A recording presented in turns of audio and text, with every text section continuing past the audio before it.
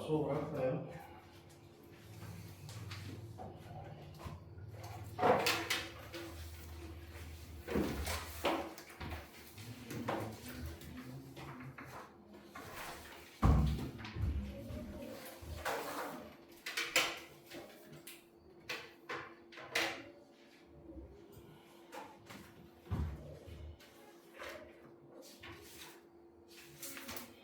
자, 우리 저번 시간에 원소의 주기성에 대해서 배웠었죠, 그죠?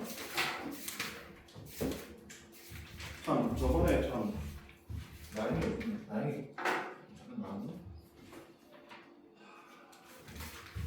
보니까 출석부에 부모님 전화번호는 있는데 학생 전화번호가 없더라고. 그래서 내가 단톡방을 못 만들었거든. 여기 없는 사람이 서준이. 박서준, 너 전화, 네 전화번호, 부모님 전화번호 말고. 저 010 2479 2479 2479 0 네. 8886 888 69 8886 안현채 너는 10 59 22 22 8 84 55 50 민기 너는 저 5811 5811 7482 7482 나영이는 영상 보강했어? 아? 읽고 왔어? 자, 저번에 했던 거 잠깐 복습을 하고 진도를 좀 나가보자.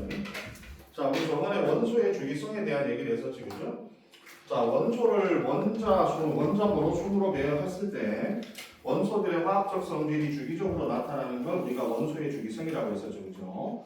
그래서 저번에 내가 원자번호 1번부터 20번까지는 외우라고 했었지, 그지? 외웠니? 우리 다음 주에 시험 볼 거야. 그래서 다음 주까지 꼭 외우셔야 돼, 이때. 그래서 원자번호 20번까지는 꼭 외워야 되고, 여기서 우리가 이제 요 가로축이 주기였잖아. 그 다음에 여기 있는 이 세로축이 조기였죠, 조. 그래서 원래는 1쪽부터 18쪽까지 있는데, 우리가 여기 가운데 보면 3쪽부터 여기 12쪽까지는 우리가 이제 통과해서 안 배운다 했었지, 그지? 그래서 우리는 그냥 1쪽, 2쪽, 그 다음에 13, 14, 15, 16, 17, 18 이렇게 그냥 중간에 빼고 나머지를 그냥 일자리 숫자로 생각하시면 돼. 그래서 여기 13을 그냥 3이라고 생각하고 여기가 그냥 우리가 원자과 전자가 3개다 이렇게 생각하고 있었지, 그죠? 자, 우리가 여기서 주기라고 하는 거는 실제로 전자가 바깥쪽에 돌고 있는 에너지 궤도 이걸 우리가 전자 껍질이라고 했었잖아요, 그렇지? 그래서 주기는 전자 껍질의 수였잖아요. 그래서 첫 번째 껍질은 전자가 최대 2개만 들어갈 수가 있고, 그 다음에 두 번째 껍질부터는 전자가 8개, 세 번째도 8개. 원래는 8개가 아닌데 우리 통과 수준에서는 두 번째 껍질부터는 최대 전자가 8개까지 들어갈 수 있다. 이렇게 우리가 생각하려 했었지, 그렇죠? 그래서 이렇게 최외곽에 있는 전자가 8개가 배치가 되면 그 다음에 또 다른 전자 껍질에 들어가야 되기 때문에 이런 것들을 우리가 이제 옥텟 규칙이라는 말을 내가 저번에 썼었다, 그지? 옥텟 규칙이 이제 8번째마다 비슷한 성질의 원소가 나타나는 건데 그게 왜냐하면 최외곽에 들어가는 전자의 수가 최대 8개까지만 들어갈 수 있기 때문에 8개가 지나면 그 다음에 또다시 다른 껍질에 또 하나씩 들어가야 되기 때문에 그래서 옥텟 규칙이라고 하는 게 성립된다고 했었죠, 그죠? 그 다음에 여기 있는 족이라고 하는 거는 뭐가 갖다 냈냐면 내가 최외곽 전자수. 근데 이 최외곽 전자수가 우리가 원자과 전자수. 그래서 원래는 원자과 전자라고 하는 건 화학 결합에 화학 반응에 참여하는 전자의 수를 우리가 원자과 전자의 수라고 했었잖아요, 그죠? 근데 예외가 하나 있었잖아요, 예외가 18쪽. 18쪽 같은 경우는 원래 맨 바깥쪽 껍질에 8개의 전자가 모두 다 채워져 있다는 얘기인데 얘 같은 경우에는 원자과 전자의 수가 8개가 아니라 0이라고 했었지, 그죠? 그래서 우리가 최외곽 전자와 원자과 전자의 수는 다른 쪽들은 다 똑같은데 기본적으로 이제 18쪽 같은 경우에는 최외곽 전자는 8개지만 실제로 화학결합에 참여하는 전자의 수는 0개. 얘는 원자과 전자의 수가 0개라고 본다고 했었지, 그지? 그래서 기본적으로 화학 반응에서 가장 중요한 건 바로 이 원자과 전자의 수잖아. 그래서 원소의 주기성이 나타나는 이유가 원자과 전자의 수가 계속 주기적으로 반복되는 현상. 즉 8번째마다 원자과 전자의 수가 같은 애들이 나타나기 때문에 그래서 화학적 성질이 비슷한 애들을 이렇게 세로줄 여기 같은 족에다가 포함을 시켰다고 했었지, 그지? 자, 그래서 우리가 왜 원자과 전자의 수가 결국에는 이런 원소들의 화학적 성질을 결정하느냐 봤더니만 대부분의 원소들 우리가 기본적으로 앞으로 이제 어떤 원자가 어떻게 반응할 거냐 이제 이런 걸 우리가 오늘 배울 텐데 기본적으로 맨 바깥쪽 껍질에 전자가 모두 다 채워져 있는 상태가 가장 안정한 상태라고 했잖아요, 그렇지? 그래서 기본적으로 모든 원자들은 전자 최외곽에 있는 원자과 전자를 8개로 만들기 위한 노력을 한다고 했었고 그 노력을 하는 과정에서 결국 여러 가지 화학 반응들이 나타난다고 했었지, 그죠? 그래서 만약에 여기 있는 1쪽 같은 경우에는 최외곽 전자가 1개잖아, 그지? 그러면 얘 같은 경우에는 만약에 최외곽에 있는 모든 전자가 채워진 상태가 되려면 그러면 바깥쪽에 전자가 1개밖에 없으니까 그럼 수소 같은 경우에는 그러면 얘는 어차피 수소는 여기 첫 번째 껍질밖에 없으니까 전자가 2개가 채워진 게 최대 상태가 되잖아, 그죠? 근데 이걸 뺀 나머지는 8개를 채워야 되니까 그러면 1쪽 같은 경우에는 전자가 하나니까 그러면 얘 같은 경우에는 만약에 7개를 더 얻어서 8개를 채우는 것보다가 요 1개를 잃어버리면 요 안에 있는 그 다음 껍질이 8개가 채워져 있을 거 아니야, 그죠?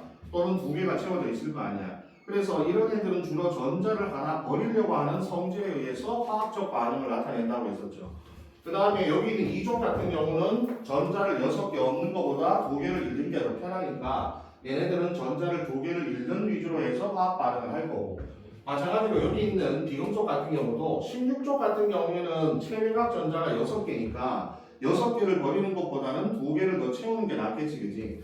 그래서 얘는 전자를 2개 얻는 과정을 통해 화학 반응을 하고 그 다음에 17쪽 같은 경우는 전자가 7개니까 7개를 버리는 것보다 하나를 얻는 게 더 편하잖아. 그래서 얘네들은 전자를 하나 얻는 과정에서 여러 가지 화학 반응이 결정이 된다고 했었죠, 그죠? 그럼 이제 18쪽 원소 같은 경우에는 최외곽 전자가 다 모두 채워져 있는 상태이기 때문에 가장 안정한 상태잖아. 그래서 18쪽 원소는 다른 원소들하고 반응을 하지 않아요. 알겠어요? 그래서 이것도 우리가 좀 이따가 18쪽 원소를 우리가 비활성 기체라고 해서 배울 거거든. 그래서 결국에는 원자과 전자가 어떻게 되냐에 따라서 얘네들의 화학적 성질이 결정이 된다고 했었지, 그지? 그 다음에 주로 이제 이쪽에 있는 원소들이 금속 원소였잖아요, 그죠? 그리고 이제 이쪽에 있는 원소들이 주로 비금속 원소였는데 금속 원소들은 주로 족이 1족, 2족 이렇게 되니까 주로 얘네들은 전자를 주로 잃어서 양이온이 되려고 하는 성질이 있고 비금속 원소들은 원자과 전자가 많으니까 전자를 주로 잃는 것보다는 전자를 얻어서 음이온이 되려는 경향이 더 강하다고 했었지, 그죠? 그러면 우리가 나중에 이제 문제가 나왔을 때 예를 들어서 만약에 원자번호 예를 들어서 여기 원자번호 만약에 19번 칼륨 같은 걸 얘기할 때 그럼 칼륨은 3주기 원소니까 자 여기 양성자가 들어있고 전자 껍질이 3개잖아, 그치? 그럼 여기에 2개 있고 여기에 8개 있고 여기에 딱 하나만 들어가 있는 거 아니야, 그죠? 19번이니까 그죠? 그럼 이렇게 몇 번이야? 19번 4족이죠, 그죠? 4족이니까 여기가 4번째 껍질까지 있죠. 여기가 8개, 여기가 마이너스 전자 하나 있는 거. 그러면 칼륨 같은 경우에는 실제로 4주기 원소니까 전자 껍질이 4개가 되잖아, 그지? 근데 만약에 문제에서 그럼 얘는 전자를 하나 잃어서 칼륨의 1 플러스 양이온이 주로 되려고 하잖아. 그럼 이렇게 되면 전자 껍질이 몇 개라고 해야 돼, 이때는? 이때는 전자 껍질이 3개라고 해야 되는 거지. 그러니까 얘가 전자를 1하나 얻었을 때 전자 껍질의 수가 달라질 수 있잖아, 그죠? 원래 칼륨은 전자 껍질이 4개잖아, 그지? 근데 만약에 여기서 전자를 하나 잃어버리게 되면 바깥쪽 전자 껍질은 결과적으로 전자가 없잖아. 그럼 얘는 결과적으로 전자 껍질이 3개의 전자가 다 채워져 있는 거지, 이때. 원의 기제가 아니야? 그래서 문제에서 원래 정상적인 상태에서 이온으로 바뀌면 전자의 수도 달라지고 전자 껍질의 수도 달라질 수가 있거든 이때. 그럼 그때 여기일 때는 몇 개의 껍질이고 전자가 몇 개냐. 얘가 되면은 전자 껍질이 몇 개가 되고 전자의 수가 몇 개가 되느냐. 이게 달라지는 경우가 있으니까 그걸 잘 보고 대답을 하셔야 돼. 그럼 봐봐. 그러면 칼륨 같은 경우에는 기본적으로 전자를 하나 잃는 게 편하면 그럼 얘가 전자를 하나 잃어버리면 누구하고 똑같은 전자 배치가 돼? 여기 있는 요 18번인 아르곤하고 똑같은 전자 배치가 되는 거 아니야. 왜냐면 어차피 18쪽 원소와 같은 전자 배치를 가지려고 노력을 하는 거잖아, 그치? 그럼 여기 있는 칼륨이 전자를 하나 잃어서 여기 있는 아르곤 얘네들하고 같아지려고 하는 거고 마찬가지 칼슘도 전자를 2개 잃어버릴 거 아니야. 그럼 칼슘은 전자를 2개 잃어버려서 아르곤하고 같은 전자 배치가 되려고 노력한다는 얘기지, 그죠? 마찬가지 여기 환은 전자를 2개 얻어야 되잖아. 그럼 얘가 전자를 2개 얻으면 결국 아르곤하고 같은 배치가 되는 거고 그 다음 염소도 전자를 만약에 얘도 17쪽이니까 전자를 하나 얻으려고 할 거 아니야. 그럼 얘도 아르곤하고 배치가 되는 거 아니야, 그치? 그러면 우리가 예를 들어서 지금처럼 쓸 때 칼륨하고 K 플러스하고 C의 E 플러스하고 그 다음에 황의 E 마이너스하고 그 다음에 염소의 1 마이너스하고 자 얘네들은 전부 다 결국에 누구하고 전자 배치가 똑같아? 아르곤하고 전자 배치가 다 똑같은 거지. 뭐니 이제 가니? 얘는 전자를 하나 잃고 2개 잃고 얘는 전자를 2개 얻고 하나 얻고 그래서 결국에는 아르곤하고 똑같은 전자 배치와 전자 껍질의 수를 갖게 된다는 얘기입니다. 나중에 문제에서 그럼 얘가 누구하고 전자 배치가 같나요? 그러면 뭐 이것도 고를 수 있어야 되고 이것도 고를 수 있어야 되고 이것도 고를 수 있어야 되고 아르곤도 고를 수 있어야 되는 거지. 알겠어요? 그래서 어떤 문제에서 얘가 이온으로 나오든 아니면 이렇게 나오든 간에 얘하고 전자 배치가 똑같은 애들을 골라라 그러면 지금 이런 애들이 다 전자 배치가 똑같단 말이에요. 여기 아르곤하고 이 다 전자 배치가 좀 똑같은 애들이거든요. 이때. 알겠어요? 그래서 이런 애들을 고를 수가 있어야 될 때 마찬가지로 얘가 전자를 2개 잃거나 또는 얘가 전자를 하나 잃거나 그 다음에 여기 있는 나트륨이 전자를 하나 잃거나 마그네슘이 전자를 2개 잃거나 이렇게 되면 요 네온은 누구하고 같아져? 여기 있는 네온하고 같아지는 거 아니야, 그치? 18조 원소와 전자 배치를 똑같이 하려고 노력하는 게 우리가 옥텟 규칙이에요. 옥텟 규칙의 영향이었잖아, 그죠? 최각 전자를 어쨌든 간에 제작 가득 채운 상태가 가장 안정한 상태이기 때문에 그래서 이렇게 요 지금 5개는 전부 다 이온 상태일 때는 네온하고 똑같은 전자 껍질하고 전자 배치를 갖게 된다는 얘기죠, 이때.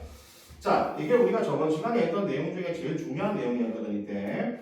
자, 그러면 저번 우리가 뒤에 문제를 좀 풀다가 말았는데 혹시 내가 저번에 이 뒤에 문제를 숙제로 냈었나? 70페이지 봐, 거기. 70페이지 혹시 내가 문제를 냈었니? 얘들아, 이거 왜 이렇게 안 풀었니? 공부.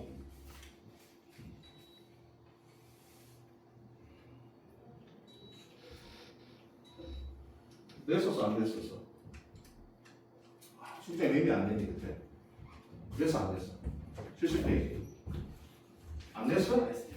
냈다고? 냈습니다. 안 냈어? 그래, 안 냈으면 안 냈다고 하면 되지.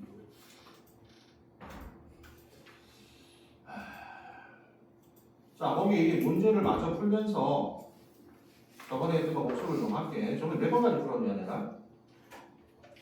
거기 70페이지 1번까지 풀었나? 아니야. 2번까지 풀었어? 2번까지 풀었어? 3번을 풀어, 3번 그러면. 복습하는 경우에서 문제를 풀어볼 테니까.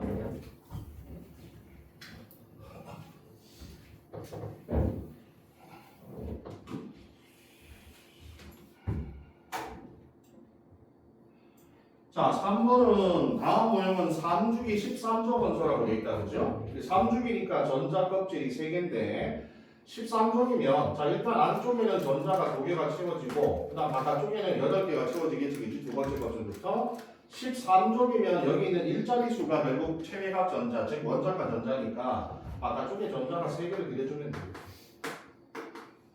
자, 이게 이제 3주기 13조 원소의 전자 배치가 되고 그 다음에 4번은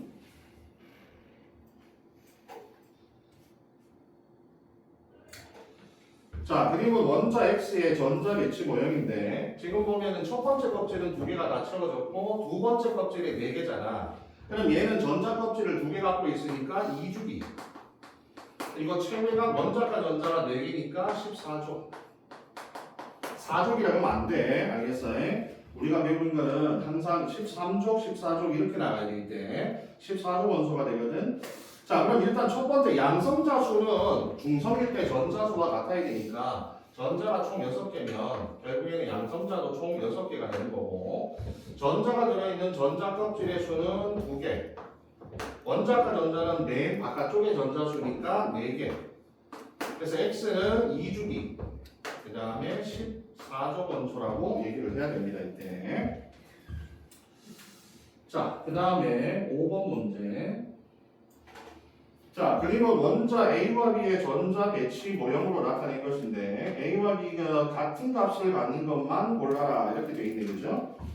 자, 먼저 얘를 보면 얘가 양성자가 8개, 그 다음에 바깥쪽에 하나, 둘, 그 다음에 셋, 넷, 다섯, 여섯, 일곱, 8개 중성 상태죠. 왜냐면 이걸 왜 그렇게 하냐면은 양성자는 어차피 안 변하잖아. 근데 전자수는 내가 양이온이 되거나 음이온이 되면 전자수는 줄어들거나 늘어날 수 있으니까 현재 지금 여기 양성자가 8개면 원자번호 8번이 되거든, 그죠? 근데 전자도 8개니까 얘는 이온이 아니라 중성 상태, 원래 상태의 이제 원소가 되는 건데 그러면 얘는 양성자 수가 8개, 그죠?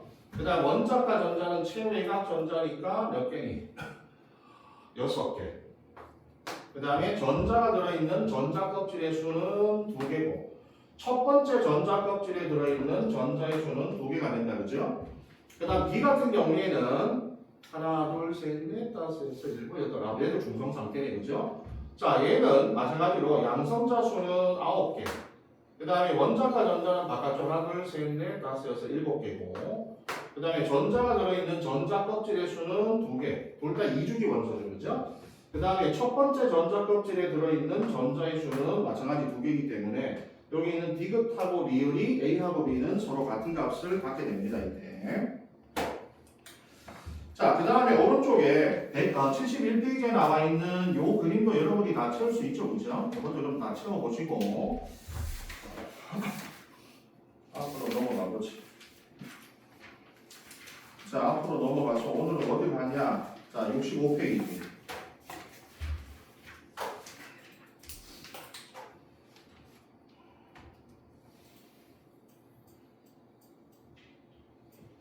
자, 그러면 우리가 이제 원자의 주기성이 어떻게 나타나는지 봤으니까 여기에서 특정한 우리가 특정한 족에 있는 원소들의 성질을 지금부터 볼 거거든. 그래서 여기 보면 알칼리 금속 족이라고 하는 요 얘네들 이 그룹부터 먼저 성질을 한번 살펴볼 거야. 그러니까 우리가 앞에서 이미 어떤 족이 어떤 성질을 가지냐를 대충 알았잖아요, 그렇지? 그러니까 얘네들이 어떤 상태, 어떤 성질을 갖게 될지 우리가 충분히 알아낼 수 있기 때문에 먼저 알칼리 금속 족이라고 하는 것은 1족이야, 1족 원소. 알겠죠? 1족 원소인데 조심해야 돼. 수소는 제로입니다. 알겠죠? 1족 원소이면서 수소는 제외. 만약에 문제에서 얘들아, 문제에서 1족 원소에 수소가 들어가 안 들어가? 들어가지. 당연히 수소는 1족 원소니까 들어가지. 근데 알칼리 금속 쪽 하면 수소는 안 들어가. 알겠니? 그래서 1족 원소에서 수소를 제외한 나머지를 우리가 알칼리 금속 쪽이라 그래. 얘는 어차피 금속이잖아. 근데 수소는 금속이 아니라 비금속이잖아, 그죠? 그러니까 1족에서 수소를 빼야 되는 거지. 자, 그럼 너희들 알칼리라고 하는 말 자체가 원래는 알칼리는 염기성을 뜻하는 용어거든. 그러니까 얘네들은 결국에는 나중에 어떤 화학 반응을 통해서 염기성을 만들려고 하는 성질을 갖고 있다는 게 요 이름에 보면 벌써 나와 있어. 거기 써봐요. 요 알칼리라고 하는 말 자체가 원래 무슨 뜻이냐면 염기성이라고 하는 의미를 가지고 있어 이때. 지시하게 나올 거야 좀 이따가. 자, 그러면 1족 원소들 중에서 여기 4가지가 나와 있죠, 그죠? 여기 보면 리튬, 나트륨, 칼륨, 누비듐 요 4개만 알면 돼. 이때 더 있는데 그까지 몰라도 돼. 리나, 칼루, 알겠죠? 리나, 칼루 이렇게 4가지. 여기 이제 1족 알칼리 금속 쪽에 속하는 애들인데 일단은 우리가 저번에 봤지만 금속이니까 대부분 고체 방식이잖아, 그죠? 금속의 성질을 갖고 있어야 되지. 그리고 우리 저번에 전체 원소들을 금속 원소와 비금속 원소로 나눴었잖아, 그치? 이때 금속 원소 중에서 대부분 고체인데 액체인 게 하나 있었잖아. 이게 누구였지? 공부를 안 할 때 이게 들어. 수은이잖아. 수은. 그래서 수은은 액체였다. 그죠? 그 다음에 역시 금속이니까 우리가 저번에 했던 은백색 광택. 이게 이제 금속의 대표적인 광택인데 내가 저번에 이런 광택을 나타나는 이유가 자유전자가 있기 때문이라고 했었잖아. 너희들 이 자유전자 때문에 실제로 우리가 금속 같은 경우는 전기도 잘 통하고 열도 잘 전달하고 그 다음에 이런 광택도 저 전자들이 파장을 흡수했다가 방출하기 때문에 이런 광택이 나타날 수 있다고 했었잖아. 그지? 그래서 금속은 이런 자유전자가 여러 가지 성질을 나타내는데 되게 중요하게 역할을 합니다. 이때. 그 다음에 얘네들은 금속인데 밀도가 되게 낮아요. 그럼 우리가 얘기한 금속하면 되게 무겁다는 성격을 많이 갖고 있는데 우리가 일반적인 금속에 비해서 밀도가 되게 낮아요. 그래서 오른쪽 여기 표에 보시면은 너희들 물의 밀도가 얼마야? 물의 밀도가 1이잖아, 그치? 그리고 봐봐, 1보다가 작은 애들도 있잖아. 그럼 얘네들은 물 위에 뜬다는 얘기잖아, 그치? 그래서 알칼리 금속은 금속 중에서도 되게 무르고 막 이렇게 만지면 막 꾸기고 우리가 할 수 있어. 막 무르고 그 다음 되게 가벼워. 그게 알칼리 금속 쪽이 가지고 있는 성질 중에 하나야, 이게. 자, 여기 나오죠? 칼로 쉽게 잘릴 정도로 무르다는 거. 가볍고 무르고 그래서 우리가 손으로 쉽게 모양을 바꿀 수가 있어 이때. 그 다음에 너희가 한번 생각을 해봐. 자, 우리가 일조 원소는 전자를 하나를 잃어버리려고 계속 노력을 할 거 아니야, 그치? 근데 내가 저번에 전자를 잃는 놈이 있으면 전자를 반드시 얻는 놈이 있어야 된다 그래서 내가 전자를 잃고 싶다고 해서 그냥 함부로 막 나는 전자 잃을 거야 이렇게 이러면 안 돼. 나는 전자를 얻고 싶어 해서 아무 때나 막 전자를 얻는 게 아니야. 전자를 주는 놈이 있어야 전자를 얻는 놈이 있기 때문에 그래서 내가 안정한 상태로 가려면 얘는 전자를 잃어야 되잖아. 그러면 당연히 누구를 선호하겠어? 전자를 얻는 애들을 선호하겠지. 걔네들하고 자꾸 반응하려고 노력을 할 거 아니니, 그지? 근데 봐봐. 예를 들어서 1쪽은 전자를 하나만 잃어버리면 돼. 플러스 1 양이온을 잃으려고 하고 얘는 전자를 2개, 그 다음 얘는 얘네 같은 경우 전자를 3개 이렇게 잃어버려야 되잖아, 그지? 그러면 생각해봐. 1쪽에 있는 애하고 2쪽하고 3쪽 중에 누가 더 전자를 잃기가 쉬워? 얘가 훨씬 더 전자를 잃기가 쉽잖아, 그치? 그러면 내가 전자를 잃기가 쉽다는 얘기는 나는 안정한 상태로 가기 위해서 전자를 하나만 버리면 되잖아. 얘는 2개나 버려야 되고 얘는 3개나 버려야 되잖아, 그치? 그러면 당연히 이놈들 중에서 누가 다른 원소하고 반응을 더 강렬히 하겠어? 당연히 얘가 훨씬 더 강렬히 하게 된다고. 뭔지 알겠어? 나는 전자를 하나만 잃으면 되잖아. 그럼 나는 전자를 하나만 잃어버리면 되니까 빨리 이 하나를 얻을 수 있는 놈을 찾아서 빨리 반응을 하려고 노력을 할 거 아니야, 그죠? 근데 얘는 2개나 잃어버려야 돼. 얘는 3개나 잃어버려야 돼. 그럼 어쨌든 전자를 하나 잃어버리는 놈이 그나마 반응을 다른 애들 비해서 더 쉽게 할 수 있잖아. 그럼 이걸 우리가 뭐라고 표현하냐면 반응성이 크다라고 표현을 하는 거예요. 알겠어? 이 반응성이 크다라고 하는 말을 잘 이해를 해야 돼. 반응성이 왜 크냐? 그만큼 나는 다른 원소와 쉽게 반응할 수 있기 때문에 그래. 만약에 내가 전자를 4개를 잃어버려. 그럼 전자 4개 잃어버리려면 전자 4개 얻는 놈을 찾아야 되거나 아니면 전자를 하나만 얻는 놈을 4놈을 모아야 되는데 그럼 힘들잖아, 그지? 그러니까 내가 전자를 얻는 개수나 또는 전자를 잃는 개수가 적으면 적을수록 그만큼 다른 원소와 반응하기를 갈망한다고 이제. 그래서 이거 써봐요. 반응성이 크다는 말은 뭐냐면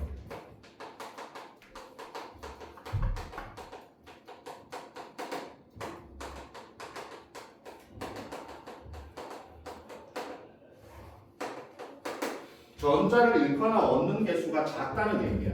하나만 잃어버리면 돼. 나는 하나만 얻으면 돼. 이러면 얘네들은 막 다른 놈하고 폭발적으로 반응하려고 얼마나 노력하겠니, 그지? 그래서 앞으로는 반응성이 크냐 작냐를 판단할 때, 알겠어? 반응성이 크냐 작냐를 판단할 때는 내가 전자를 얼마나 잃을 수 있는 놈이냐, 내가 전자를 얼마나 얻을 수 있는 놈이냐, 이거에 따라서 결정이 돼. 그러면 우리가 양이온이 되려고 하는 놈들 중에서는 일조 원소가 제일 반응성이 클 것이고 음이온이 되려고 하는 애는 그럼 얘는 전자를 3개나 얻어야 돼. 얘는 전자를 2개나 얻어야 돼. 얘는 전자를 하나만 얻으면 돼. 그러면 음이온이 되려고 하는 놈들 중에서는 누가 반응을 제일 많이 하냐? 얘가 제일 많이. 얘가 제일 결국에는 반응성이 크게 되는 거지 이때. 알겠어요? 그래서 결국에 이렇게 표시하면 돼. 이렇게 갈수록 결국에는 금속 중에서는 반응성이 커지는 거고 그 다음에 비금속에서는 이렇게 갈수록 반응성이 커요. 조심해야 되는 건 얘네들 있잖아. 얘네들 18쪽은 반응성이 없다. 알겠어? 얘는 가장 안정한 원소잖아. 18쪽은 가장 안정한 원소니까 아예 반응을 안 합니다. 알겠어? 자, 그래서 금속은 결국에는 조개수가 적을수록, 비금속은 조개수가 클수록 이렇게 반응성이 점점 커진다라고 보시면 돼. 이때. 그래서 얘네는 산소하고 물하고 엄청나게 반응을 폭발적으로 한다. 폭발적으로. 알겠어요? 반응을 폭발적으로 진행을 해요. 그래서 되게 위험해. 얘네들은. 실제로 너희들 막 이런 리튬이나 나트륨 이런 애들 있잖아. 물에다가 살짝만 집어넣으면 폭발해. 폭발적으로 반응해. 엄청나게 반응성이 크기 때문에 자기가 반응할 놈이 주변에 존재하기만 하면 막 걔를 붙잡고 막 반응하려고 하거든. 그래서 엄청나게 반응성이 크다. 폭발적으로 반응한다고 생각하시면 돼. 그럼 너 생각해봐. 반응성이 크다는 얘기는 안정하다는 얘기야? 불안정하다는 얘기야?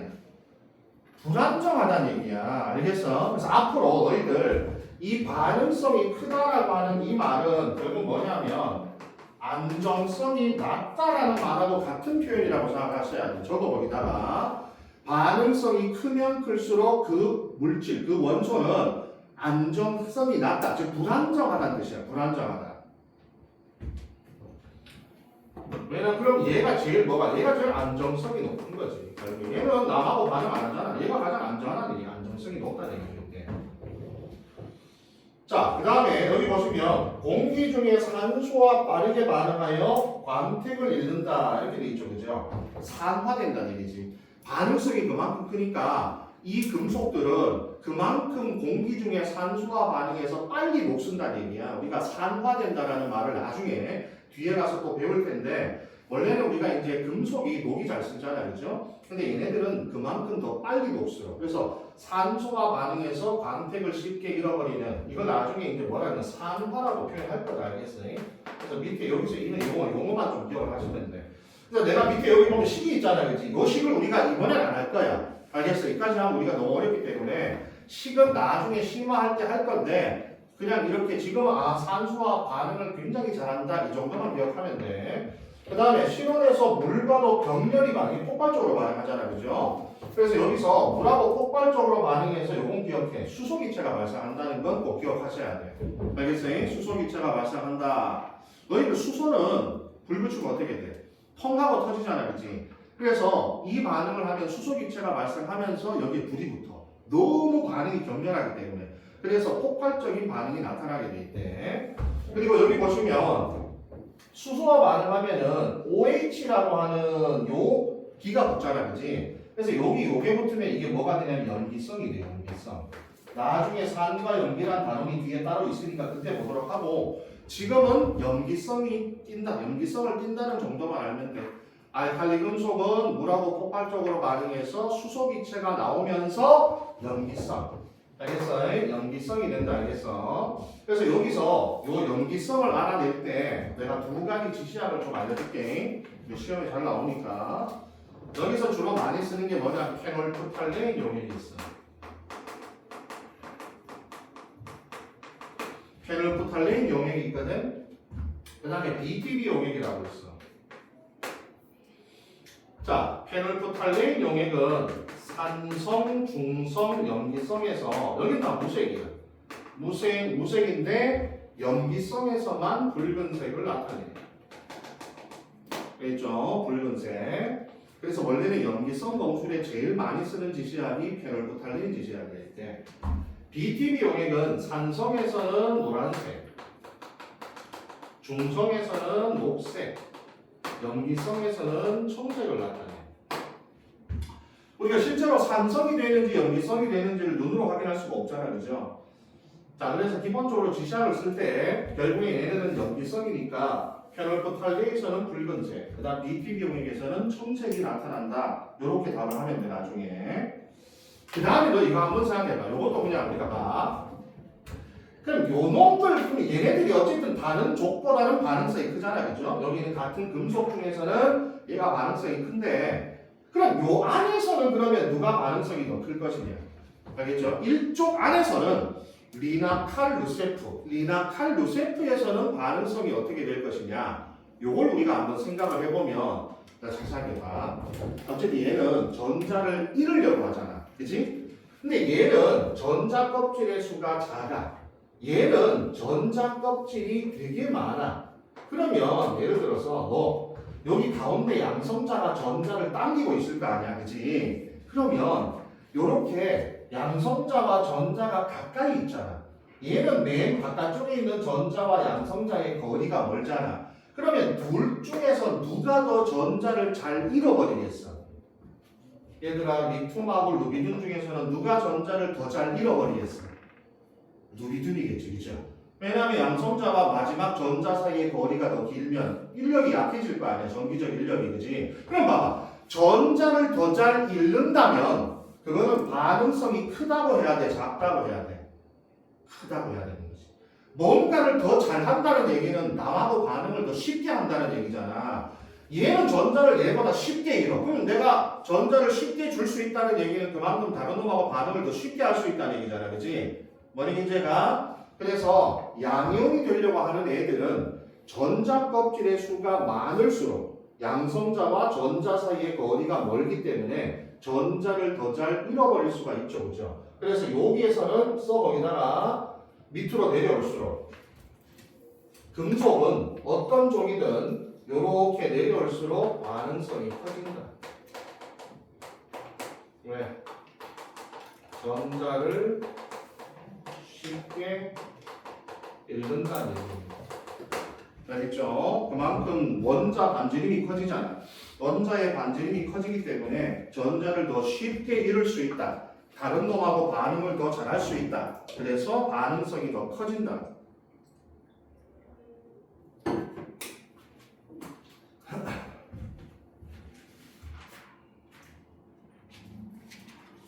그래서 넘겨봐. 넘겨보시면 알칼리 금속의 성질을 확인할 수 있는 요 실험이 나오거든. 이건 너희들 교과서에 나오는 실험인데, 자, 요 실험을 한번 살펴보면 방금 얘기했던 것들이 여기 나와 있어. 자, 지금 보시면 봐봐. 단단한 정도가 나와 있잖아요. 그죠? 리튬, 나트륨, 칼륨 중에 쉽게 잘라진, 어차피 이건 다 무르다고 했잖아요. 그죠? 근데 밑에 봐. 색변화가 서서히 사라짐, 금방 사라짐, 빠르게 사라짐. 그러니까 반응성이 누가 더 크다는 얘기야. 그렇죠? 이렇게 갈수록 반응성이 더 크다는 얘기죠. 아까 내가 방금 얘기했던 것처럼. 알겠어요? 원자 반지름이 커지면 커질수록 전자를 더 쉽게 잃을 수 있기 때문에 그 반응성이 큰 게 바로 시험에는 반응성이 크다 이렇게 나오기보다는 이런 식으로 나와. 쉽게 서서히 사라짐, 금방 사라짐, 빠르게 사라짐. 알겠어요? 그런 식으로. 그 밑에도 마찬가지잖아. 자, 밑에 물과의 반응도 마찬가지야. 물과의 반응도 보면 리튬을 물에 집어넣었을 때 잘 반응하여 기체, 이거 수소 기체라고 했지, 그죠? 격렬하게 반응하여 기체, 매우 격렬하게 반응하여. 결국에는 이걸 통해서 우리가 원자 반지름이 커질수록 일쪽에서도 원자 번호가 커질수록 원자 반지름이 커지잖아요, 그죠? 껍질의 수가 많아지니까 그렇게 될수록 그만큼 전자를 더 쉽게 잃을 수가 있기 때문에 반응을 더 쉽게 잘할 수 있다라고 보시면 됩니다. 알겠죠? 그리고 지금 보면 여기다가 페놀포탈레인 용액을 떨어뜨렸거든요, 여기에. 그러면 다 아까 했지만 얘네들은 물과 반응해서 수소 기체가 발생하고 염기성이 된다고 하기 때문에 전부 다 이렇게 붉은색. 페놀포탈레인 수용액이 염기성에서 다 붉은 색깔을 나타내게 됩니다, 이때. 자, 여기 이제 알칼리 금속들이 가지고 있는 성질이라고 보시면 돼요, 이때. 그러면 이제 봐봐. 얘네들을 놨으면 만약에 우리가 2족이 있는 애들하고 비교를 하면 2족보다는 얘가 반응성이 더 크겠지, 그죠? 아까 했잖아, 2족은 전자를 2개나 잃어야 되고 얘는 1족은 전자를 하나만 잃으면 되니까 2족보다는 1족이 더 반응성이 크고 1족 안에서는 원자 번호가 커질수록 결과적으로 반응성이 커진다. 알겠어요? 이렇게 기억하시면 돼. 자, 그 다음에 비금속 중에 대표적인, 자, 밑에 할로겐이라고 나와 있죠. 할로겐이 바로 18조 원소, 17조 원소입니다. 17조 원소. 자, 17조 원소. 플로르, 염소, 브로민, 아이오딘, 이렇게. 그죠? 자, 여기 우리가 17조 원소니까 원자과 전자의 수가 7개짜리. 그래서 얘네들은 전자를 잃는 것보다는 전자를 7개 잃는 것보다 하나를 얻는 게 더 편하니까 마이너스 1이 된다고 했었지, 그죠? 그래서 여기 나와 있는 15족이나 16족보다도 전자를 하나만 얻으면 되니까 결국 얘네들보다도 얘네들이 반응성이 더 커요. 알겠어요? 전자를 하나만 얻으면 되기 때문에 이때. 자, 그러면 뭐 할로겐 원소들 같은 경우는 이제 비금속 원소들 중에서는 반응성이 가장 큰 원소이기 때문에 우리가 보는 건데, 첫 번째 특징은 실온에서 두 개의 원자가 결합한 분자, 이걸 이원자 분자라 그래요.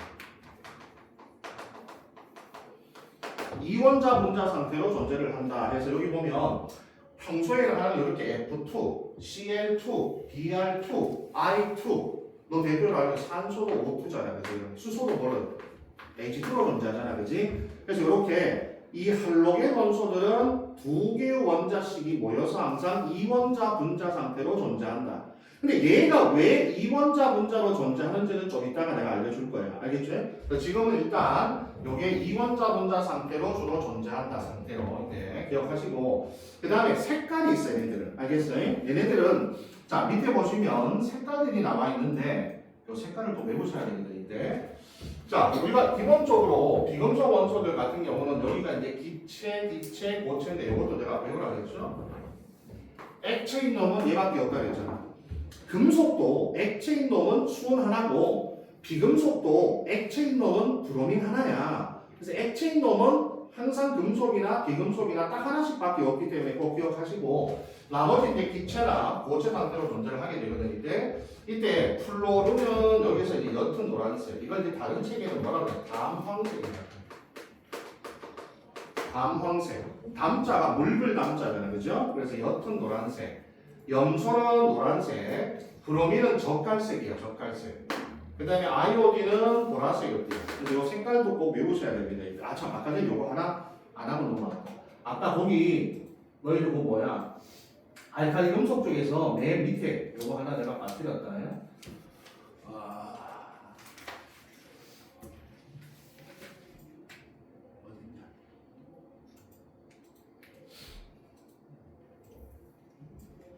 알칼리 금속 쪽에서 맨 마지막에 요거 하나, 다시 앞으로 넘어가봐. 여기 65페이지에 요거 하나.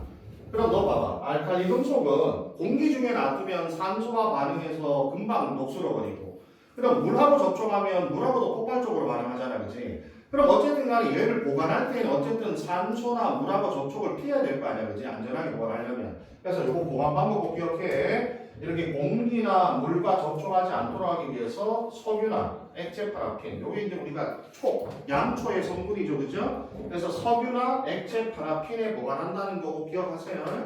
왜냐면 물하고 안 친하잖아. 그리고 어쨌든 여기다가 넣어두면 산소의 접촉도 막아주고 물하고 안 친한 애들이니까 이런 곳에다가 주로 보관을 해줘야 됩니다. 요거 하나 아까 전에 맞추는 거 기억하시고, 그 다음에 다시 할로겐으로 돌아와서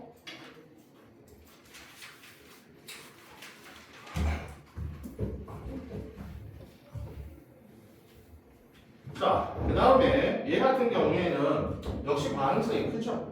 왜냐하면 전자를 하나만 잃어버리면 되니까 음이온이 되려고 하는 경향성을 가진 비금속 중에서는 17종 원소가 가장 반응성이 크고, 그 다음에 수소하고 반응을 잘한다. 왜? 얘들아, 수소는 어차피 전자 껍질이 하나인데 전자가 하나 있으니까 얘는 요 전자 하나만 잃어버리면 되잖아, 그치? 그러면 얘는 H 플러스가 될 거 아니야, 그치? 그 다음에 우리가 아까 전에 봤던 알칼리 금속.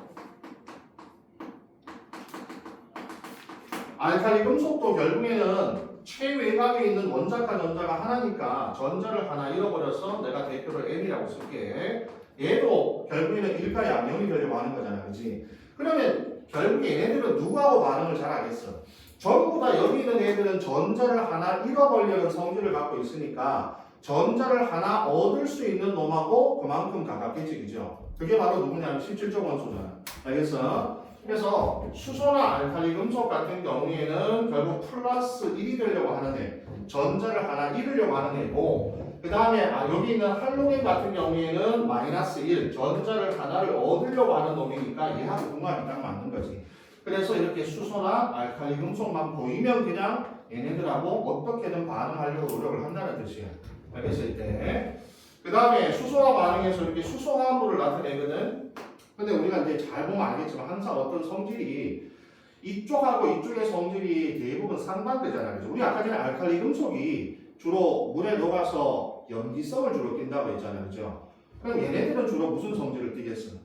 산성의 성질을 띠게 됩니다. 산성. 알겠어요? 여기 때 나와있죠? 산성을 띈다. 산성. 그래서 우리가 여기 수소가 있기 때문에 원래 너희들 산성의 정의가 물에 녹아서 수소 이온을 내어놓을 수 있는 물질을 우리가 산성이라고 하는데 다 수소가 있잖아요. 이렇게. HF가 원래는 이게 너희들 이제 플로르와 수소거든. 요거는 이제 염화수소인데 염화수소가 물에 녹으면 뭐가 돼? 그게 염산이잖아요. 염산. 알겠어요? 그래서 이런 것들이 물에 녹으면 전부 다 산이 돼. 산. 그래서 이거는 산성을 주로 띈다는 걸 꼭 기억하시고, 알칼리 금속하고 성질이 반대라고 생각하시면 돼. 이때 그 다음에 알칼리 금속과 격렬하게 반응하고 반응성이 매우 크기 때문이죠. 생성된 화합물은 물에 잘 녹는다. 왜냐하면 산성을 띠기 때문에 염기성이나 산성을 띠는 물질들은 물에 잘 녹아요. 왜냐하면 물에 녹아야만 산성이나 염기성을 띌 수 있기 때문에 산성이나 염기성을 띈다는 것 자체가 물에 잘 녹는다는 얘기입니다. 알겠죠? 이때 그 다음에 그러면 얘네들은 그럼 반응성이 어떻게 되겠어? 자, 얘네들이 비금속 중에서는 반응성이 제일 큰데 그러면 17쪽 안에서는 그러면 반응성이 어떻게 될까? 그러면 자, 플로리가 원자 번호가 제일 작으니까 전자 껍질이 제일 적잖아. 얘가 전자 껍질이 제일 많겠지. 근데 얘는 전자를 하나를 얻어야 되거든. 여긴 전자를 하나 얻어야 된다고. 그러면 여기 가운데 양성자가 있을 때 그럼 내가 마이너스 전자를 땡겨서 와야 되잖아. 다른 놈으로부터. 그죠? 그럼 얘는 가깝잖아. 전자를 땡 양성자가 가까이 전자 껍질이 몇 개 없으니까 전자를 당길 때 가깝잖아. 근데 여기는 멀잖아. 껍질이 많으니까. 그지? 여기 전자를 끌어당길 때 얘하고 이 전자 사이 거리가 멀 거 아니야. 그죠? 누가 더 전자를 잘 끌어당기겠어? 얘가 전자를 잘 끌어당기겠지. 그죠? 그럼 오히려 아까 전에 알칼리 금속과 다르게 얘는 원자 번호가 작을수록 반응성이 커지게 됩니다. 표시에 여기다가 왜냐하면 전자를 얻기 쉽기 때문에. 그럼 이제 우리가 규칙성 완성하면 되잖아. 양이온이 되려면 어떻게 해야 돼? 양이온이 잘 되려면 원자 완전히 크면 돼. 원자 완전히 크면 전자가 잘 떨어져 나가. 왜? 양성자가 당기는 힘이 약하니까. 반대로 내가 음이온이 되려면 전자를 끌어당겨야 되는데 그럼 어떻게 하면 전자를 잘 끌어당겨? 반지름이 작아야지. 반지름이 작아야 원자하고의 거리가 가까우니까 잘 끌어당길 거 아니야. 그래서 얘는 오히려 원자 반지름이 작은, 즉 원자 번호가 작은 애들이 훨씬 더 반응성이 크다. 이렇게 생각하시면 됩니다. 이때. 자, 이렇게 하면 우리가 대표적으로 아까 전에 원소의 주기성을 이용해서 1쪽과 17쪽 금속의 대표적인 1쪽의 알칼리 금속, 그 다음 비금속의 대표인 17쪽 할로겐 원소들, 얘네들이 왜 이런 성질을 가지는지를 한번 살펴봤습니다. 자, 그러면 옆에 문제를 한번 풀어보자. 자, 맨 위에 핵심 체크부터 한번 보자. 자, 먼저 원소들을 원자번호 수위로 나열하여 화학적 성질이 비슷한 원소를 같은 세로줄에 배열함으로 이게 주기율표가 됩니다.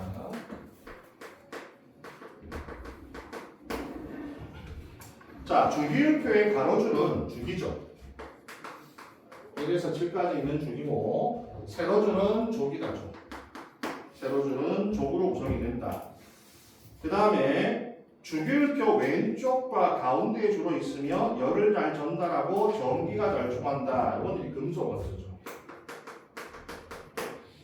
두 번째는 주기율표 오른쪽에 주로 있으며 열을 잘 전달하지 않고 전기가 잘 안 통한다. 이거는 비금속 원소. 그 다음에 주기율표의 일쪽에서 수소를 제외한 금속 원소니까 이거는 알칼리 금속.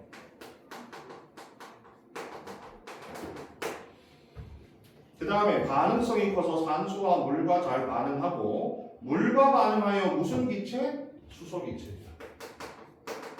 수소기체를 발생시키고 수용액은 염기성을 띈다. 그 다음 마지막에 주기율표의 17쪽에 속하는 비금속 원소로 반응성이 커서 수소, 알칼리 금속과 다른 원소와 잘 반응한다. 이게 할로젠입니다. 17쪽 할로젠입니다. 할로젠.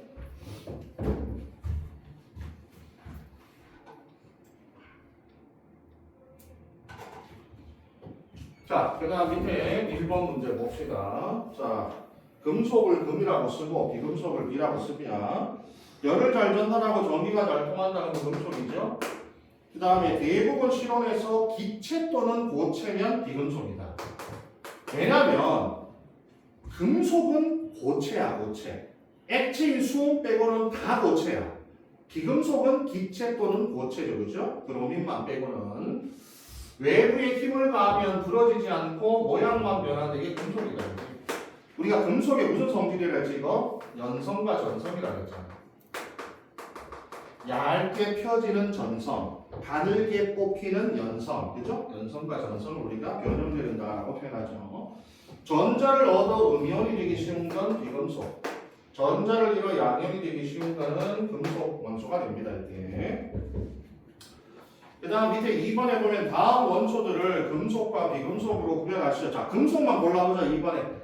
자, 2번에서 금속은 리튬이 있다. 요거. 리튬. 그죠? 원자 번호 3번. 1쪽에 3번.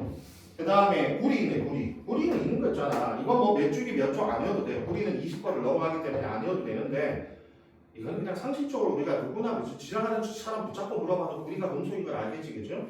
칼륨이 있네, 칼륨. 칼륨도 일조 원소죠, 그죠? 나머지 뭐 수소, 산소, 염소는 비금속이 됩니다, 이때.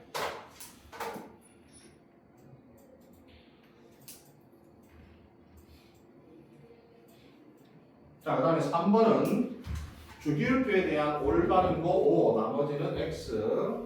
가로줄을 조, 세로줄을 주기라고 하면 틀렸다. 가로줄이 주기고 세로줄이 조기죠, 그죠? 원소들이 원자 번호 순으로 나열되어 있다. 맞네. 원자 번호 순. 우리 예전에는 원자량 순이었는데 현재 주기율표는 다 원자 번호 순이었죠, 그죠? 화학적 성질이 비슷한 원소들을 같은 가로줄 아니다. 세로줄. 화학적 성질이 비슷한 원소들은 세로줄이잖아. 족이잖아, 족. 세로줄에 그쵸? 세로줄에 틀린 말. 알칼리 금속에는 리튬, 나트륨, 칼륨 등이 있다. 맞네. 할로겐에는 플로로, 염소, 브로민, 요드, 아이오드. 맞네. 그 다음에 4번 문제.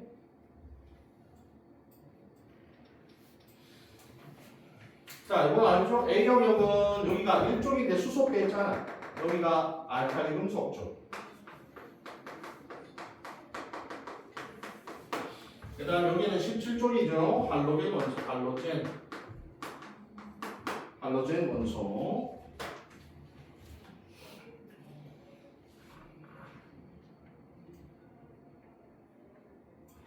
그 다음 5번에 A 영역에 속하는 원소들의 특징입니다. 알칼리 금속 쪽에 속하는 원소들의 특징. 다른 금속에 비해 밀도가 크다. 아니다. 밀도가 작다. 그냥 물리에 뜨기도 하잖아.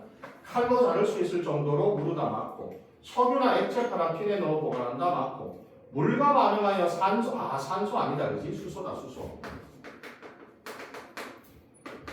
물과 반응한 수용액은 염기성을 띠더라. 맞네, 그죠? 그 다음에 B영역에 속하는 원소들. 자, B영역이면 할로젠 원소들의 성격. 실온에서 두 개의 원자가 결합한 분자로 존재하더라. 맞네. 2원자 분자. F2, 뭐 CL2 이런 식으로 2원자 분자 상태로 존재한다는 맞고, 각 분자마다 특유한 색을 띈다. 맞네. 그죠? 실온에서 모두 고체가 틀렸다. 기체도 있고 액체도 있잖아요. 그죠? 그 다음에 수소와 반응하여 생성된 화합물이 물에 녹으면 염기성. 아니죠. 이건 산성이었어. 산성. 틀린 말. 그죠? 자,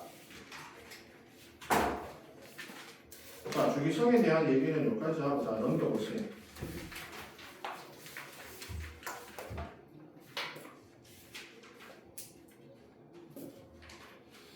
자, 지금부터 거기 72페이지부터 문제를 너희들이 풀 거거든. 내가 많이 풀어줬잖아. 이제 너희들이 풀어야지. 72페이지부터 75페이지까지. 자, 지금부터 문제를 푸세요. 거기 72페이지부터 75페이지까지 문제를 푸세요. 왜? 왜? 가져가시고. 너 뭐 갖고 왔어? 어쩐지 이거. 아까 전에 수업 시작하기 전에 얘기했어야지. 그래야 내가 복사를 해오지. 이거 어디 이거 무슨 뭔 책이야? 갖고 왔는 교회 잘 갖고 왔는데. 어? 아, 알았어 맞아.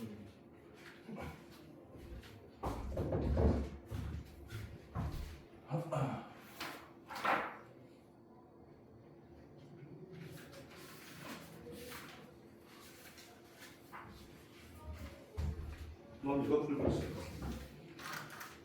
어차피 숙제로 나갈 건데.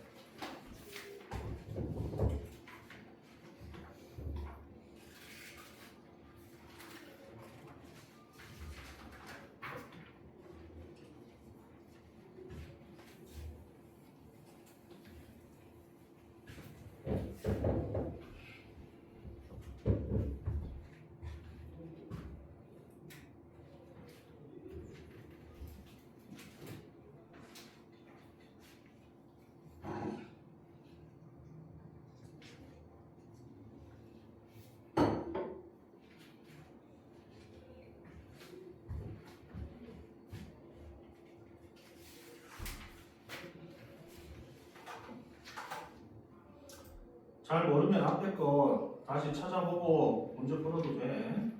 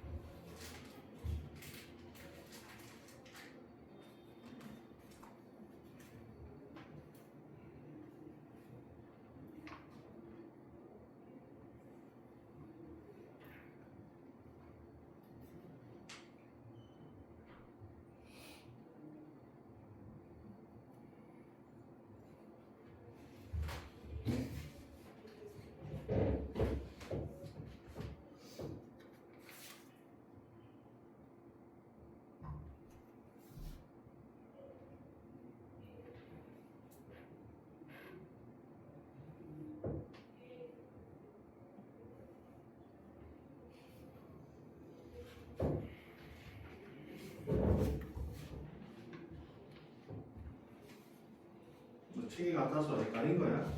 집에 있는 거뭐 아무거나 들고 똑같은 거 들고 왔는데 보니까 이게 아니었어.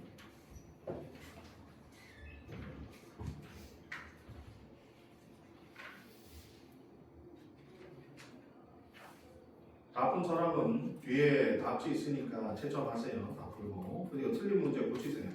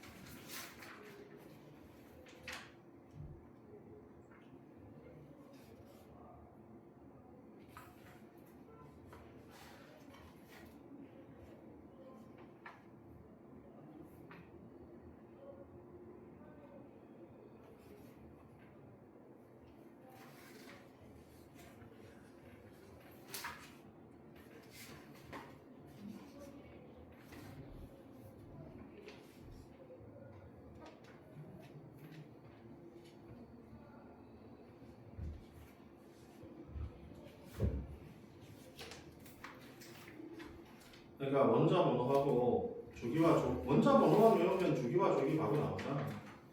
그러니까 이런 거 여기 C가 무슨 원소인지 바로 나와야 돼 이렇게. 근데 지금 안 외웠으니까 자꾸 찾아볼 거야. C가 무슨 원소더라, A가 무슨 원소더라.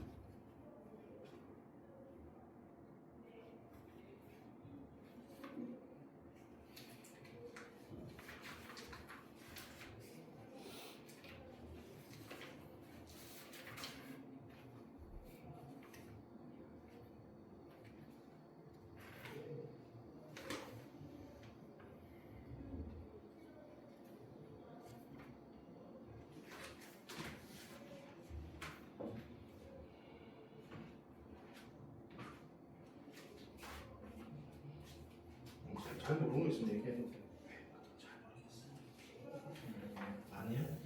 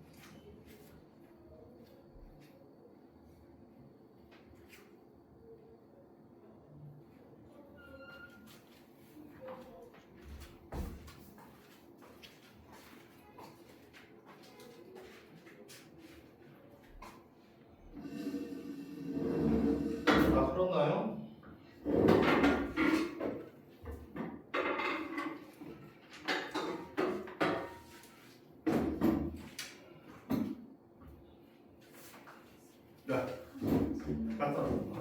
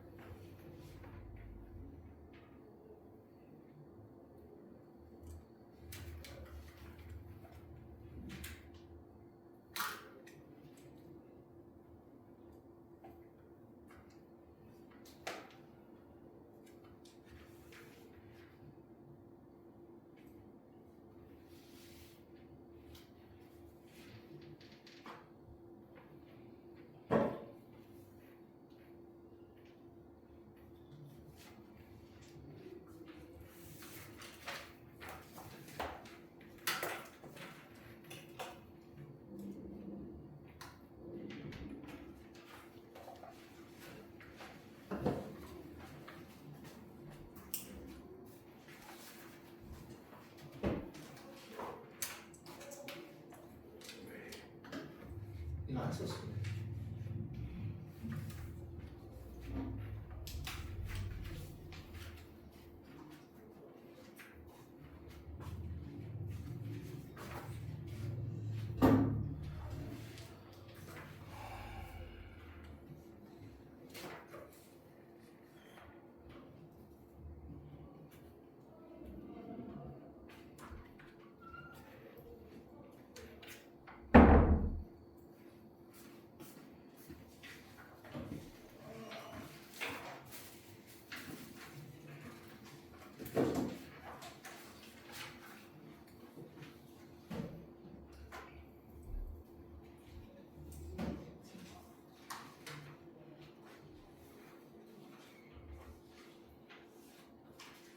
자, 일단은 지금까지 푼 것들 채점해 일단. 아니, 시간이 없기 때문에 우리 또 다음 시간에 수업이 있어서 채점했어? 혹시 질문 있으면 해봐. 이 문제는 선생님이 한번 설명해 주셨으면 좋겠다라고 하는 문제 있으면 질문을 좀 해봐. 괜찮아. 자기가 모르고 틀린 거는 자꾸 드러내야지 숨긴다고 해서 좋은 게 아니거든. 그렇게 누적되면 나중에 과목을 포기하게 되거든. 혹시 질문 있는 문제 번호 있어? 몇 번? 75쪽에 4번. 75쪽에 4번 문제. 오케이. 75쪽에 4번 문제는 자, 먼저 밑에 있는 원소들의 위치를 판단할 때 먼저 첫 번째가 A하고 B가 알칼리 음속이니까 일단 여기에 A하고 B가 들어갈 건 알겠지, 그치? 이쪽에. 그 다음에 A와 D가 같은 주기라고 했으니까 A와 D는 같은 가로줄, 그죠? 가로줄에 있어야 되고 원자과 전자의 수가 D가 C보다 크다라고 했으니까 그러면 봐봐. D하고 C는 어차피 나머지는 여기 비금속에 있을 거 아니에요, 그죠? 근데 D가 C보다 원자과 전자의 수가 크려면 그러면 결국 C는 여기밖에 못 들어가잖아요, 그죠? 그 다음에 전자가 들어있는 전자 껍질의 수가 E가 A보다 많대. 그러면 A가 여기에 들어가면 안 되잖아. 그러면 E가 A보다 전자 껍질의 수가 더 많아야 되는데 들어갈 자리가 없잖아. 그러면 A는 여기에 못 들어가고 여기에 들어간다. 그럼 E는 전자 껍질의 수가 더 많아야 되니까 여기 이 3주기에 들어가줘야 될 거 아니야. 됐죠? 그럼 이제 나머지 남은 거 여기 D가 들어가고 그 다음에 여기에 D가 들어가주면 되는 거죠, 이때. 그러면 E는 17쪽이니까 하로젠이 맞고 전자가 들어있는 전자 껍질은 주기를 보면 되니까 A가 2주기, C도 2주기니까 같아야 되겠죠?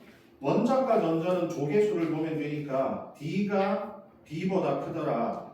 D하고 B 중에서 D가 당연히 크네요. 17쪽이니까 얘는 원자과 전자가 7개, B는 원자과 전자가 하나가 되는 거지. 네. 괜찮아. 질문 있으면 마음대로 하셔도 돼. 또 있어? 또 몇 번을 풀어줬으면 좋겠어요. 나영이 없어? 14번.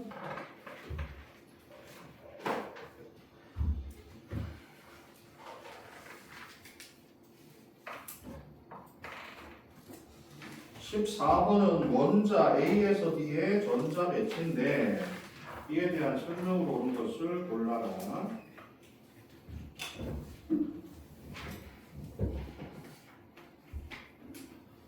자, 먼저 보니까 여기는 전자를 이게 수소잖아, 수소. 여기 보면 그죠? 요거는 원자 번호 1, 원자 번호 3 이게 뉴턴이거든. 이게 나오잖아, 그죠? 그러니까 지금 보면 얘네들은 1조 원소고 얘는 얘도 1조 원소, 얘도 1조 원소. 이게 다 금속이잖아요. 얘는 하나, 둘, 셋, 넷, 다섯, 여섯, 이거 17쪽이네. 얘는 하나, 둘, 이게 두 개에서 여덟이 하나, 둘, 셋, 넷, 다섯, 여섯, 일곱, 여덟. 이거 18쪽 원소네. 그러니까 아니다, 18쪽이 아니고 맨 바깥쪽에 이게 하나 더 있잖아. 이게 11쪽이네, 1쪽. 맞죠, 그죠? 여기 맨 바깥쪽에 하나 있는 거지. 1쪽이에요, 1쪽. 자, 이렇게 하면 요게 이제 뭐냐면 이거 먼저 보고 11번째 얘가 나트륨이잖아, 나트륨. 이런 식으로. 얘가 원자 번호 9번이면 얘가 플루오르잖아, 플루오르. 그럼 여기서 금속 원소는 여기 있는 리튬하고 이거 둘이 같은 일쪽이잖아. 아까 금속 쪽이잖아. 그죠? 리튬하고 나트륨 두 개밖에 없죠. 그죠? 수소는 아니야. 수소는 일쪽이지만 금속이 아니라 그랬어 내가. 니은의 A에서 D 중에 원자과 전자의 수는 C가 제일 크더라. 맞네. 여기가 원자과 전자 7개잖아. 17쪽이니까. 얘는 하나, 얘도 하나, 얘도 하나. 이거 다 이게 얘네들 셋이 전부 다 1조 원소거든. 원자과 전자가 하나고 얘만 17쪽이니까 얘는 원자과 전자가 7개. 그 다음에 A2와 C2가 반응하여 생성된 물질의 수용액은 산성을 띠더라. 요게 수소잖아, 수소. 그죠? 하고 C하고 반응한다 했잖아. 그럼 우리 아까 봤잖아. 수소하고 할로젠 원소가 반응을 하면 결과적으로는 산성을 띠는 물질이 만들어지더라. 그죠? 플루오르와 수소라고 해서 산성을 띠는 물질이 만들어져. 이게 왜 A2, C2라고 하냐면은 실제로 수소도 자연 상태에서 어떻게 존재해? 이렇게 존재하잖아요. H2로. A가 수소니까 A2가 바로 뭐가 돼? H2 이게 H2가 되는 거고. 그 다음에 C 같은 경우도 아까 봤지만 할로젠 원소도 이원소 분자 상태로 존재하잖아요. F2로 존재하잖아요. 그래서 여기서 A2, C2는 H2와 F2를 우리가 표현하는 거야. 그럼 이렇게 하면 HF. 얘하고 1대1로 반응하잖아요. 이 두 분자 HF가 만들어지거든. 오케이? 됐어요? 나영아? 또 다른 거? 너 아까 뭐 물어보려고 하지 않았어? 이거 물어보려고 했었어?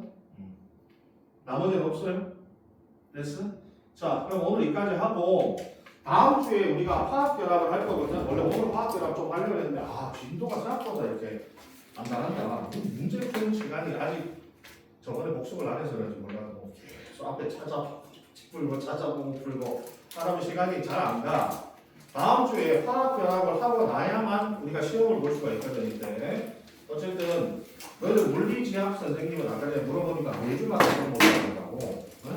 근데 나는 이거를 매주마다 볼 수가 없어요. 왜냐면 어느 정도 진도가 나가야 시험이 성립이 되기 때문에 화학결합을 한 다음에 그 다음에 시험을 좀 볼 거거든. 이때 한 몇 주만에 한 번씩 시험을 볼 거니까 공부를 틈틈이 하세요. 얘들아 제발 다른 거 몰라도 원자번호 순으로 1번부터 20번까지 외우지 않는다. 그것만 외워도 문제 빨리 풀 수 있잖아. 모르니까 맨날 얘가 몇 쪽이더라 찾아보고 또 답하고 찾아보고 답하고 하는 거 있잖아. 자, 오늘 여기까지 합시다.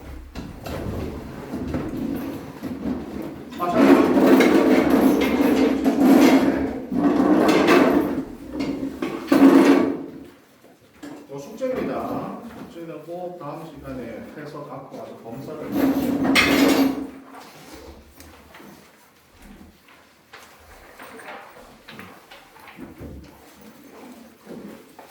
나와.